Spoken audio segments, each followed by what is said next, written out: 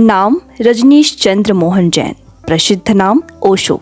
जन्म 11 दिसंबर 1931। जन्म स्थान कुशवारा गांव, जिला रायसेन, मध्य प्रदेश। मृत्यु 19 जनवरी 1990, पुणे, महाराष्ट्र।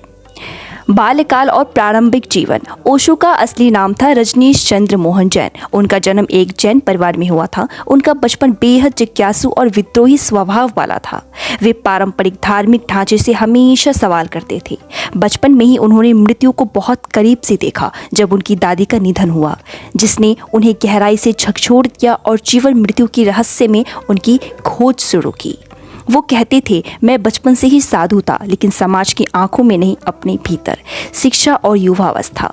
ओशो ने जबलपुर विश्वविद्यालय से दर्शन शास्त्र में एमए की डिग्री प्राप्त की और बाद में उसी विश्वविद्यालय में प्रोफेसर बन गए। वो बेहद कुशाग्र बुद्धि के व्यक्ति थे और दर्शन, मनोविज्ञान, धर्म, साहित्य, विज्ञान और जीवन के हर पहलू में उनकी गहरी पकड़ थी। उन्होंने विश्वविद्यालय में पढ़ाने के दौरान ही भारत भर में प्रवचन देना शुरू कर दिया और हजारों युवा उनकी बातों से आकर्षित हुए। धर्म और परंपरा के विरुद्ध विद्रोह। ओशो धर्म के नाम पर फैलाए गए पाखंड के कट्टर विरोधी थे। वे सीधे और खुले शब्दों में कहते थे, मैं ऑर्गेनाइज्ड रिलीजन के खिलाफ हूँ, लेकिन धर्म की आत्मा के साथ हूँ। ओशो ने हिंदू, मुस्लिम, ईसाई, बौद्ध, जैन हर धर्म की गहराई से व्याख्या की और उनकी आत्मा को उजागर किया, लेकिन साथ ही उन्होंने उन पर लगे सामाजिक नकाबों को उतार फेंका। ध्यान और आत्मा चेतन का संदेश। ओशो का मानना था कि ध्यान यानी मेडिटेशन ही जीवन का सार है। उनका प्रसिद्ध कथन है, ध्यान कोई अभ्यास नहीं बल्कि जीवन जीने का एक तरीका है।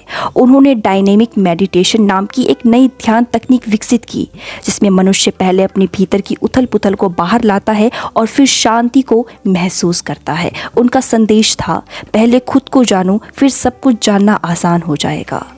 आश्रम की स्थापना। 1974 में ओशो ने पुणे में अपने आश्रम की स्थापना की, जो ध्यान, चिकित्सा और आत्मा अन्वेषण का केंद्र बना। यहाँ हजारों लोग भारत और विदेशों से आने लगे। उनकी किताब, भाषण और प्रवचन दुनिया भर में फैलने लगे। अंतर्राष्ट्रीय पहचान और विवाद। 1981 में ओशो अमेरिका चले गए और ओरेगन में एक बड़ा कम्यून, रजनीशपुरम, स्थापित किया। यहाँ कम्यून बहुत तेजी से विकसित हुआ और वहाँ हजारों अनुयायी बस गए, लेकिन वहाँ राजनीतिक और कानूनी विवाद भी खड़े हो गए। ओशो पर अमेरिका सरकार ने कई आरोप लगाए और 1995 में उन्हें गिरफ्तार कर भारत लौटना पड़ा। यह यात्रा उनके जीवन की सबसे विवादास्पद और प्रसिद्ध घटनाओं में से एक रही है। लेखन और प्रवचन। ओशो ने खुद कोई किताब नहीं लिखी। लेखन और प्रवचन। ओशो ने खुद कोई किताब नहीं लिखी, लेकिन उनके हजारों प्रवचनों को उनकी टीम ने लिपिबद्ध कर किताबों में बदला। उनकी सबसे प्रसिद्ध पुस्तक में शामिल है संभोग से समाधि तक, मैं मृत्यु सिखाता हूँ, कभी कभी एक झलक, एक योद्धा की तरह जियो, जिन खोज 3 पाइयां। उन्होंने लगभग हर विषय पर खुलकर बात की। राजनीति, प्रेम, मृत्यु, ईश्वर, विज्ञान, पूंजीवाद, मार्क्सवाद, बुद्ध, महावीर, कृष्ण, ईसा, सब पर। मृत्यु एक उत्सव। 19 जनवरी 1990 को ओशो ने अपने शरीर को त्याग दिया, लेकिन उन्होंने मृत्यु को कभी शोक नहीं कहा। उनका स्पष्ट कथन था, मृत्यु कोई अंत नहीं, यह जीवन का सबसे बड़ा शिखर है, इसे उत्सव की तरह मनाओ। उनकी समाधि पर लिखा है, never born, never died, only visited this planet earth between. 11 दिसंबर 1931 से 19 जनवरी 1990। ओशो की विरासत। आज ओशो की शिक्षाएं दुनिया भर में फैली हुई है। Osho international meditation resort Pune में आज भी हजारों लोग ध्यान करने आते हैं। उनकी किताबें 60 से अधिक भाषाओं में अनुदित हो चुकी हैं। युवाओं, कलाकारों, विद्रोह सोच रखने वाले के लिए ओशो एक क्रांति है। ओशो कोई धर्मगुरु नहीं थे, वे एक अग्नि की तरह थे जो हर झूठ को जलाना चाहते थे, हर व्यक्ति को खुद की खोज करवाना चाहता था।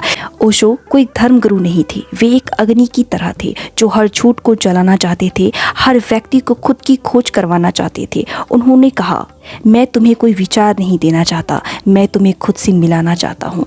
ओशो का जीवन एक उदाहरण है कि कैसे कोई व्यक्ति समाज के नियमों से परे जाकर अपने सत्य, अपने आनंद और अपनी स्वतंत्रता को भी पा सकता है। आप हमें कमेंट करके बताएं क्या आपको यह वीडियो पसंद आई, और अपनी राय ओशो के प्रति ज़रूर बताएं। धन्यवाद।